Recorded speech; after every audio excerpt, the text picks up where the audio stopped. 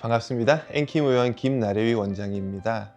우리 얼굴의 하관 라인을 변화시키고 싶을 때 가장 널리 알려지고 많이 시술하시는 게 우리 사각턱 보톡스죠. 그런데 사각턱 보톡스 외에 또 할 수 있는 것들이 몇 가지가 있습니다. 최근에 또 많은 분들이 관심을 갖고 있는 게 이제 침샘 보톡스예요. 그래서 오늘은 침샘 보톡스에 대해서 한번 얘기를 나눠볼까 합니다. 그럼 질문 한번 받아보겠습니다.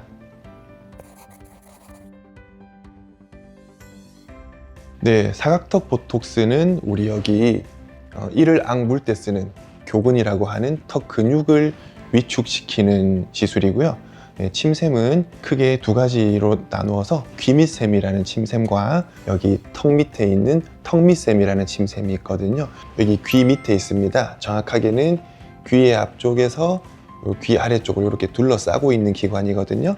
그리고 턱밑샘도 이름 그대로 턱 밑에 있습니다. 이 자리예요.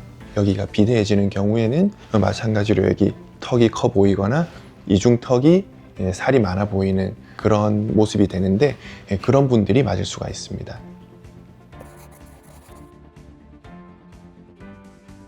네, 사각턱을 줄이기 위해서 사각턱 보톡스를 맞았는데 그래서 줄어들고 났는데도 귀 아래쪽이 두툼해서 목이 굵어 보인다든지 여전히 턱이 커 보이는 그런 경우가 있습니다.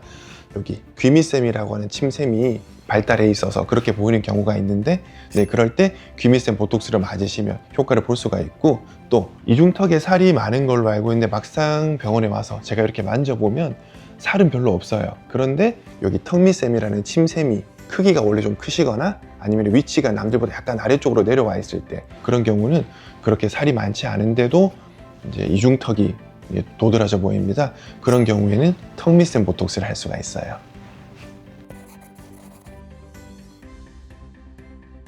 시술 전에 제가 주의사항으로 말씀드리는 내용이기도 해요. 말 그대로 침샘을 위축시키는 거기 때문에 침 분비가 떨어질 가능성이 있습니다. 다만 대부분 시술 받는 분들이 건강에 크게 문제가 없는 분들이기 때문에 침 분비량이 조금 떨어진다고 해서 크게 문제가 되지는 않고요. 귀밑샘 같은 경우는 평상시 침 분비량에는 크게 관여를 안 해요. 주로 우리가 음식 자극이 있을 때 그럴 때 분비되는 침의 양이 줄어드는 거라서 음식 먹을 때는 사실 우리가 마른 음식만 먹지 않잖아요. 물도 마실 거고 국물도 먹을 거고 하기 때문에 음식 먹을 때 침 분비가 줄어드는 거 첫 번째 크게 불편한 거 없어요. 두 번째는 턱밑샘인데 턱밑샘은 주로 우리 평상시 입안을 적시는 그 침을 분비합니다. 그래서 얘 때문에 입에 침 분비가 조금 줄어들 수는 있어요. 그래서 그런 경우에는 입이 조금 마를 수 있다. 다만 보톡스 때문에 그렇다는 걸 알고 평상시에는 그러면 사무실이라든지 학교라든지 생활하는 곳에 물을 가까이 두고 자주 마셔서 입안을 좀 촉촉하게 유지할 수 있도록 해달라고 말씀을 드리기도 합니다. 실제로 그 불편함을 호소하시는 경우는 많이 없어요. 가끔 시술하고 나서 효과가 막 올라올 초기에 반응이 조금 강할 수 있거든요. 초기에 이제 침 분비가 조금 떨어지더라, 입이 조금 마르더라 정도는 가끔 들을 수 있는데 침 분비가 떨어져서 고생을 많이 했다, 이런 경우는 사실 드뭅니다.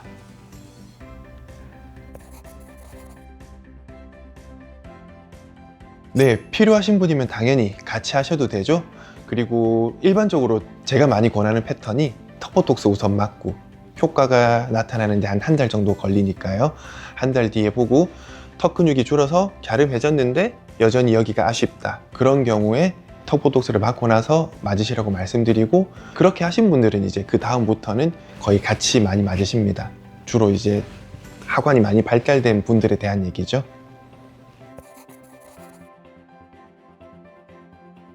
사각턱 보톡스도 그렇고 침샘 보톡스도 그렇고 마비 자체가 목적이 아니라 마비돼서 줄어드는 게 목적이기 때문에 줄어드는 데까지 보통 한 달 정도 걸린다 보고요. 4주 정도 되면은 이제 눈에 띌 것이고요. 실제 반응은 1, 2주쯤부터 서서히 진행이 됩니다. 다른 부위 보톡스도 그렇겠지만 개개인 차이는 있고요. 평균적으로 4개월에서 한 5개월 정도 말씀드리고 있습니다. 가장 우리가 걱정해야 될 부작용은 이제 침이 마르는 거죠. 대부분 젊고 건강한 분들은 크게 문제가 없고요. 나이가 많이 드신 분들은 우리 나이 들수록 침 분비도 떨어지거든요. 그래서 이걸 맞으면은 침 분비가 많이 떨어질 수 있습니다. 그래서 이 시술을 주로 찾을 연령대 분들은 특별히 건강에 문제가 없으면은 크게 걱정하지 않아도 되고, 다른 보톡스 시술과 마찬가지로 가장 걱정해야 될 부작용 중에 하나는 우리가 목표로 하는 기관 외의 조직에 영향을 주는 겁니다. 즉 주변으로 퍼졌을 때 턱 밑샘 보톡스 같은 경우 턱 아래쪽에는 우리 음식을 삼키는 때 이제 필요한 근육들이 있거든요. 만약에 약물이 주변으로 퍼졌다 그러면은 물을 삼키는 게 조금 당분간 힘들 수는 있습니다. 다만 제가 늘 말씀드리지만 보톡스는 아무리 내가 불편하더라도 4개월 지나면 돌아오거든요. 그래서 너무 걱정하지 마세요. 일반적인 보톡스 시술의 주의사항이나 관리랑 크게 다르지 않습니다. 당일날은 얼굴에 이제 주사 자국이 있으니까 지저분한 게 닿는 걸 조금 피해 주시고, 그다음에 며칠 정도는 음주 사우나 같은 거, 그런 일반적인 주의사항도 있고, 침샘 같은 경우는 특히 아까 말씀드렸던 대로 혹시나 내가 침 분비가 떨어진다 그러면 우리 입안은 늘 촉촉하게 유지가 되어야 하잖아요.